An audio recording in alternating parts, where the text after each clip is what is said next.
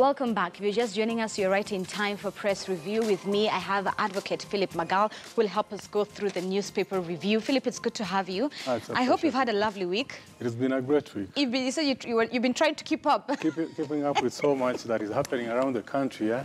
You know, it's almost impossible to keep up. You know, I joke with my friends and I tell them this: if Kenya was a reality show, we would do better than the Kardashians. I mean, it's just too much. And it is. You can see the headlines every day. Nowadays, you cannot afford not to read a newspaper or follow the news. It's like every single week, there is a new stunt. There's something new to keep up with. My worry is, how does the government keep up with all this? You know, we've been from NYS to the sugar to KPC to health. They know how to keep us on our toes. I hope they are not letting some of these things slip away. Surviving Kenya 101. That's what it should be called. I feel like now even Surviving Kenya should go on your CV. Being a Kenyan is a qualification. There you go. There you go. All right. So on Press Review, or rather on Press Review, I'm confusing the truth, sorry. On Press Review, we're going to take a look at some key issues. First of all, we'll begin with the Gikomba fire issue that happened yesterday morning. And later on in Week in Review, we'll now get into the graft and into the audit lifestyle and all that. A lot has been happening. Like you said, you've been trying to keep up. I can't wait for us to get our hands into that. But first of all, on page 2 and 3 of the newspaper this morning, to be specific, the Standard, we've gone big on the Gikomba dawn fire that kills 15 and scores in hospital. We've even have a specific piece for you on that newspaper on page 3, tracing the origins of Gikomba market. We go as back as dating it to 1977. Here is a reason already for why you need to grab the Standard newspaper this morning. There you go, tracing the origins of Gikomba market, as well as a big story that happened yesterday. Philip, this is so sad. It's not even been a year. The last fire was in October 2017. It's not even been a year, and here is another one. I think before that one, the biggest one was again around 2015, if my memory serves me right. And this is not the first time we're seeing Gikomba fire happening within Kenya's largest market. And I think for me what is so sad is seeing the response unit behind it. Gikomba market is right there, a fire brigade department is right there. If it did break out at around 2 a.m. as we are being told, there's no traffic in Nairobi at that hour. Again, tanks were empty. It reminded me of Kijiji, where tanks were empty. How is it within the capital city, our tanks are empty of water? When you first heard of this story, again, which has been termed, Gikomba has been termed a fire festival, sadly enough. People have lost their property. Others have now gotten serious injuries. A number have lost their lives. These are people's livelihoods. What do you have to say? It is so sad. It is so sad. Remember, Gikomba is right by the city center. It is not somewhere about 30 kilometers from the city center.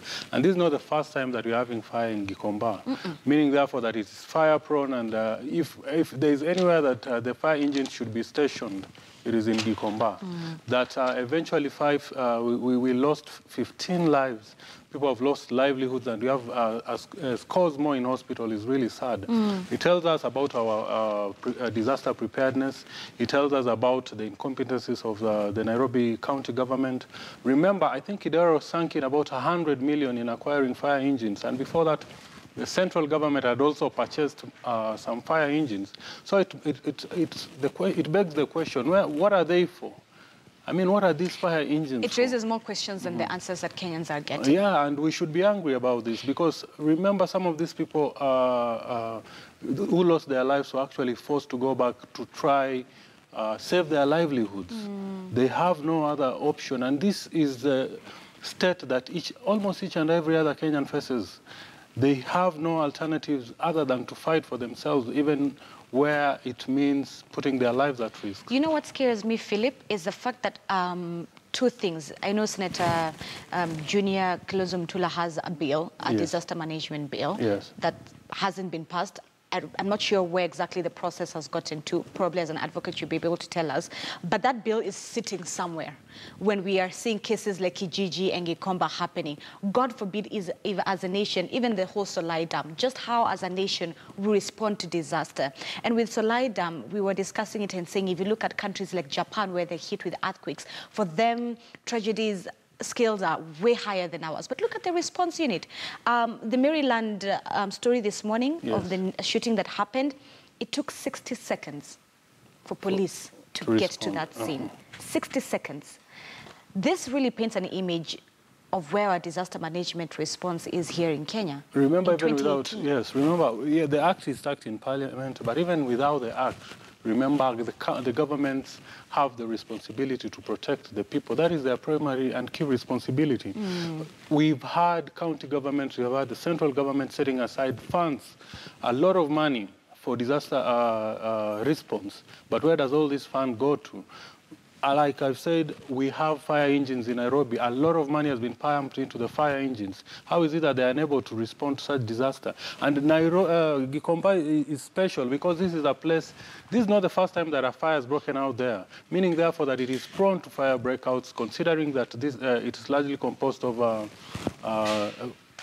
temporary structures, there are illegal power connections, the numbers of people living there is large. We should have been prepared for this. There is no excuse.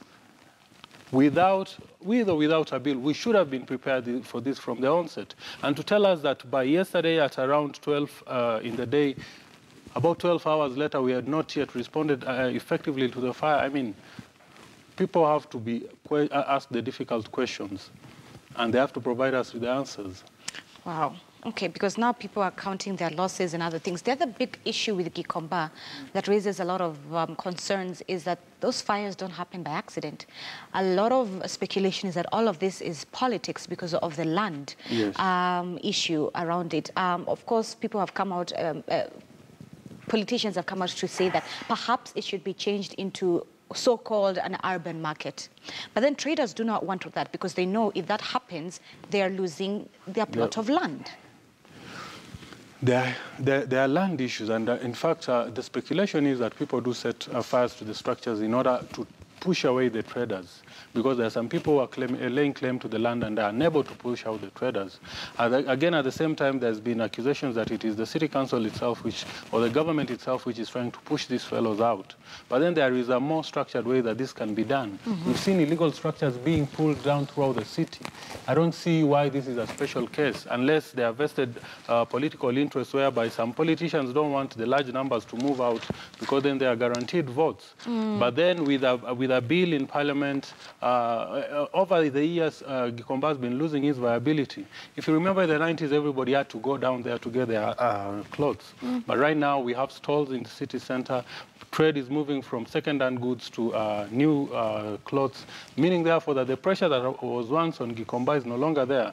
If there is anybody who's laying claim to the land, the rationalizing process being taken by NLC should be extended to Gikomba, whereby we see the NLC going down to the ground, ascertaining who wants what, and then issuing out title deeds. The other day we had the president issuing here in Nairobi around 50,000 title deeds. Why wasn't Gikomba covered? So that could be an answer, a solution to Gikomba, in the sense that they can continue to hold on to their land and do their business without having to fear that their land is being grabbed. Yes, proper demarcation, proper allocation. We should have people identify their pieces. We should have NLC and Ministry of Land ascertaining who owns what and give them titles if that is necessary. If then it is found out that nobody owns anything there, then it should be very easy to clear them out. Nobody can refuse to move from that which he doesn't own. And that is what has been happening throughout these cities. If you go to Westlands, we have artisans there who've been pushed out. If you go to Ruaraka, we have people who are occupying almost 5 pieces of land, which has all been demolished, and those people have had to find alternative pieces of land. I don't see what is so special about Gikomba. Philip, on that note, just generally, for Kenyans who are watching, what legal capacity do they have, especially if you set shop in Gikomba, or if you, like the market traders who were opposite Side Center, then it just brought down the following morning. These are people's livelihoods. What sort of legal measures can they take if they are there? Because at the end of the day, it's just like losing your job. You wake up one morning, you have a job, and the next you don't. Their labor laws protect you from that. In this scenario, when you're being bullied? No, it is about balancing the interests of the many against those of the few. Remember, we need to have planned towns. You know, we cannot have structures springing all over the place. We cannot have people building by the roadside then climbing to on that particular piece of land. It's about town planning. It is about the city council, the city county government telling us that this area has been set aside for traders, and it should be so gazetted. Eventually, laws. We have laws for that. Once it's been gazetted, it should remain like that. Let's take Mudurwa, for example. Let's take the many city stalls that are being created by all over the country. If you go to Eldoret, you can see what Mandago has been doing. Shift these people from where they are, if that is necessary. Give them an alternative, a permanent alternative. And this should be taken over by the subsequent government. It shouldn't be a policy issue for one government, then another government comes in and comes up with other alternatives which are not viable for the people. But then again, there is the issue, like you've said, there is the issue of the livelihood of the people, which is determined by the market. The traders, the hawkers within the CBD refuse to move out, arguing that that is where the market is. But then with appropriate laws, you can have people, you can have these hawkers relocated, and you can have people buying from their new locations. Let's say, for example, if laws were made today banning buying from hawkers in the CBD, there would be no city council askaris running after the hawkers. I would have to think twice before I bought anything from a hawker, because then I would be arrested. Because I don't have a right to buy anything from a hawker in the CBD, and it's that simple. It's not a matter of chasing down people down to Grogo, and then they chase you back to the CBD and endangering people's life, endangering motorists' life. It is so easy. With proper laws, with proper planning, everything should be taken care of. Right. Yes. All right. Also on page 8 this morning on Matters Politics, Rift members of Parliament extend olive branch to Mount Kenya. This is after a meeting was held Wednesday night to help resolve the rocking issues within Jubilee Party. And in fact, today our Twitter poll question, we're asking you this morning, what do you think is ailing the Jubilee Party? Just before I dive into that specific story, we're asking you this morning, what do you think is ailing the Jubilee Party? I would love to really hear your thoughts on that issue. There it is, Rift MPs extend olive branch to Mount Kenya. So tweeters at KTN News, at Zinzi_K, use the hashtag Money Express KTN. Philip, so Rift members of Parliament met at night at the Western Hotel to sort of fix issues within Jubilee. There seems to be a bit of bad blood within the leading party. But take note, it's also within the same week that Raila Odinga met a Mount Kenya representative to sort of see where peace talks can go forth, amongst other things, including the lifestyle audit, which the DP's allies have really exactly, that have fought. President Uhuru Kenyatta, like you said yesterday, we saw yesterday, he's really stand on fighting this whole corruption issue. I would like to hear your personal remarks on the question which we're asking our audience today. If this whole lifestyle audit is what is ailing Jubilee Party, is it just a way of people shunning away from the truth to try and cover up? I think at the bottom of this, all this is the government, the president's legacy. The president is determined at putting things right. The first 5 years he was held hostage, knowing very well that he would have to run again for office. But now that he's not tied down by political expediency, he is having to sacrifice even his closest allies for the good of the public. And that is why some people are running scared. But on their part, on the part of those people who are running scared, I think it is also a lack of tact on their part. Like Kutunyi told Murkomen, you know, as much as your house is on fire, as much as things are not really in order in your house, you don't have to go out there shouting that your house, you know, I have rats in my house. Right. Yeah, it is. I think on the Jubilee and especially the URP wing, what has been ailing them is lack of tact, lack of proper understanding on how to strategically respond to the president's needs, that is his legacy, and more specifically his fight against corruption. Speaking of strategy, would you advise Deputy President William Ruto, after we saw his party URP going to register not one, but two other political parties, would you advise him to go down that route in the sense that, in terms of strategy, it is wise ahead of 2022 for him gearing up for the highest seat in the office? It is such kind of actions that send the wrong signal. Remember, there are people even within the what we can call TNA who are still supporting the DP. But once he goes down that road where you want to form what would be seen as a tribal party, then what options do you leave with these people? So for him, it's red lights that are ringing. Yes. For him, he should have played it cool. Tag along, toe the line, support the president as he tries to establish his legacy, support his fight on corruption. If his people, if some of his close allies are implicated, then like the president has, if the president has put his brother online, I mean, who are you to try to protect other individuals? Just toe the line, play it cool until and unless it's really necessary. But then even then, I don't see it getting to that point because remember, Jubilee is Ruto's brainchild. He's the one who muted the plan of collapsing URP and TNA into one party. So how then would, and he's put in so much of his time and resources. I mean, how much time and effort would it take him to get another party standing and running in the next 4 years? For me, I would die in Jubilee. That's what you'd advise him? Yes. All right, but the aspect of, back to the lifestyle audit, which seems to be the wrangles between inside Jubilee, with the whole issue of lifestyle audit. Yes. Opposing sentiments are coming within the same house. MPs who are against it, should they resign? Should they just back down? They shouldn't be pushing, they shouldn't, you know, it is sad that the people who are opposing the lifestyle audit are those who are supposed to be supporting it. Remember, Murkomen is the leader of Majority Senate, and we have many other people who are very close to the DP, and by virtue of that, very close to the president who are opposing it. I mean, these are people who should, you know, rethink their stand, and if they can't, then they should give the president room to do what it is that he wants to do. Because as they're already crying wolf, and it's raising many questions, like why would you, if you are clean, why would you oppose an investigation? If you haven't stolen public funds, why would you say that lifestyle audit is not proper?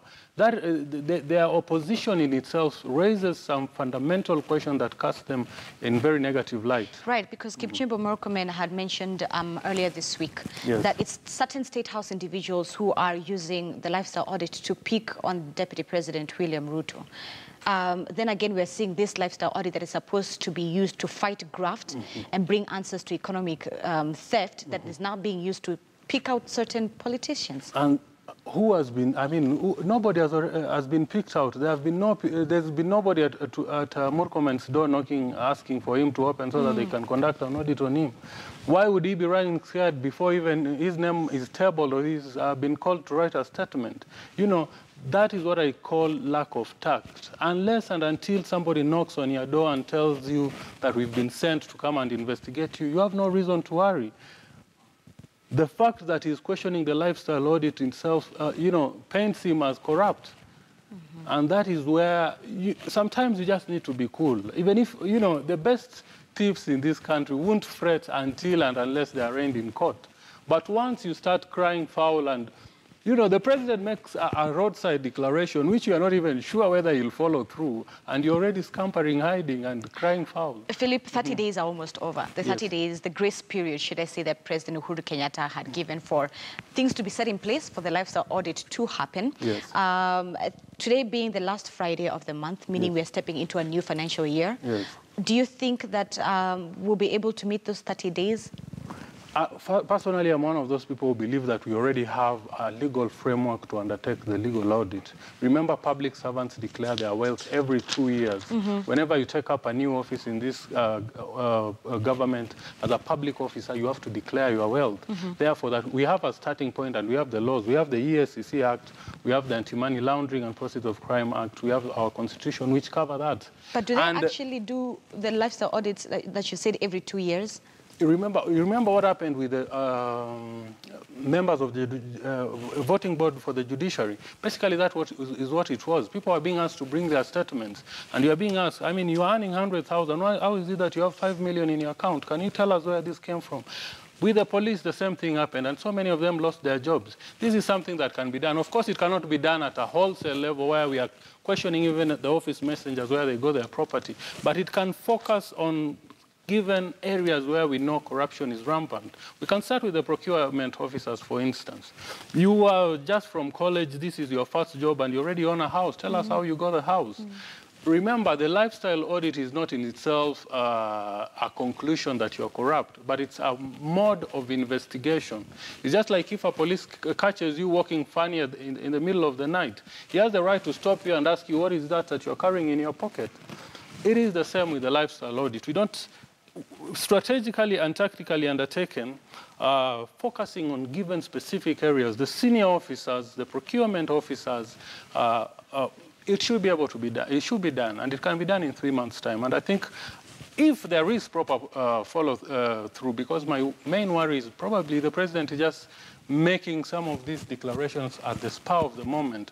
But if he's thought them out, if he's planning and he intends to carry them out, then it's something that's so easy and it should be done. All right, we'll go further into details with that. But just to add to what Philip has mentioned, when it comes to the procurement officers and public service servants, they have been issued to make sure that they give their full names, their KRA PIN, as well as their ID cards, passport numbers, email address, as well as their mobile phones. When we come back from this quick commercial break, when we're taking a look at Week in Review, where we will go into details with these specific stories, we'll also scrutinize Uhuru's 6 steps on graft. Number 4 seems to be one of the biggest, the high-level State House team that is drafting laws to anchor lifestyle audit. We're drafting laws in 30 days are almost over. All right. And of course, number 6, starting next week, details of winning tenders to be made public. This and much more is on the Standard.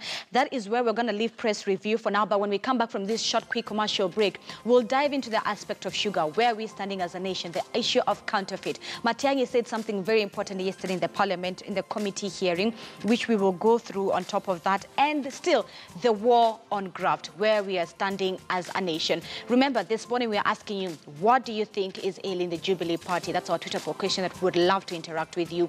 So jump onto social media on our Twitter handles at KTN News. What do you think is ailing the Jubilee Party? That is what we would love to hear from you. Make sure you call in, tweet. I would really love to hear your honest feedback on this specific matter.